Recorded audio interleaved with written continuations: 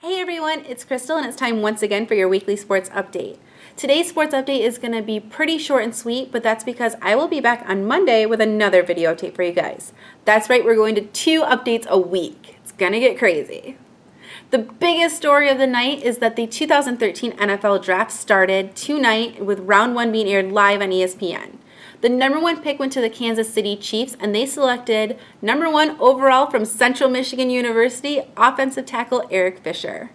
It was the first time that a Mid-American Conference player was selected number 1 overall. The 6'7", 306-pound Rochester native was quoted as saying the experience was surreal and that he can't wait to get to work. Fisher is just the 3rd offensive tackle to be selected at number 1 overall. He joins Orlando Park in 1997 and another Mid-Michigan native, Jake Long, in 2008. And other, not really all that surprising, but maybe kind of depending on who you are, news: Monte Teo of fake dead girlfriend fame was not selected in the first round. And this was the first time that no running backs were selected in the first round. So I'm assuming that means that all of my running backs from last year and my fantasy team are good to go because I really need to win this year. Like, I need to beat Paige really bad. The race for the NHL postseason is heating up, and unless you're like Chicago, who had unreal wins this season and posted up massive numbers, then pretty much everybody's been fighting their way into the playoffs. Basically, right now, only the top 6 teams in the Western Conference have clinched their playoff spot. The Red Wings are looking to make the playoffs for the 22nd straight season. At the time of filming, they're sitting in 7th place with 54 points.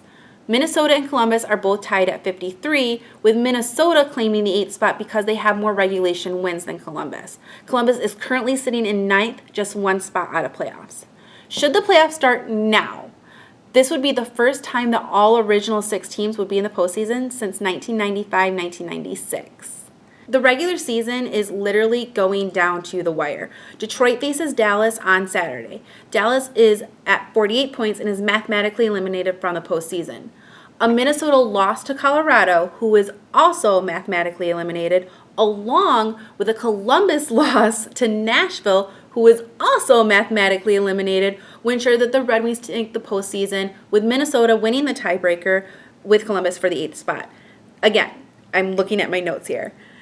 A Minnesota loss to Colorado on Saturday, along with a Columbus loss to Nashville, would keep all 3 teams, Detroit, Minnesota, and Columbus, in the same spots.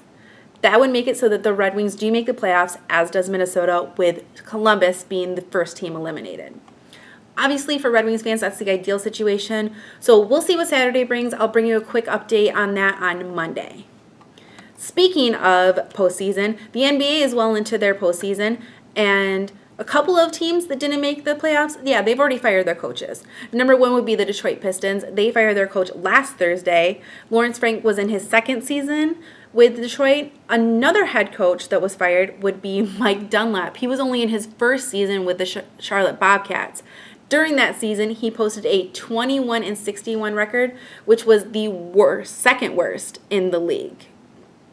The NBA playoffs are well into their first round. At the time of filming, only 2 matchups are not facing a total sweep. That would be Denver versus Golden State and Brooklyn versus Chicago. Again, Monday's video will bring you a better update on the entire playoff picture. So on Monday, I'll bring you updates on the NFL playoff situation, as Saturday is going to be the deciding factor for pretty much everybody in the Western Conference. And again, what I think is best about that is that possibly all 6 original teams are going to be in the playoffs. Fingers crossed, if it happens, all 6 in the original teams in the playoffs is going to be great for some old-time hockey fans. Thanks so much for watching, and be sure to leave your comments below. I'll see you guys again on Monday, and head over to the Facebook page. Make sure you vote for the days of posting, even though I'm pretty certain it's going to be Mondays and Thursdays now. And be sure to leave your vote for the name of the segment. I'm still looking for some ideas from you guys, so please leave me your suggestions or vote on the ones that are already in place. I would love to hear your suggestions and your input on this. It's really, really important to me, so please head over to the Facebook page. There is a link in the description of the video. Also, make sure that you leave your comments so that I know how good or bad I'm doing. It's 1 o'clock in the morning. It's been about 20 takes of this, and I'm really tired, so please, please, please, please leave me your feedback.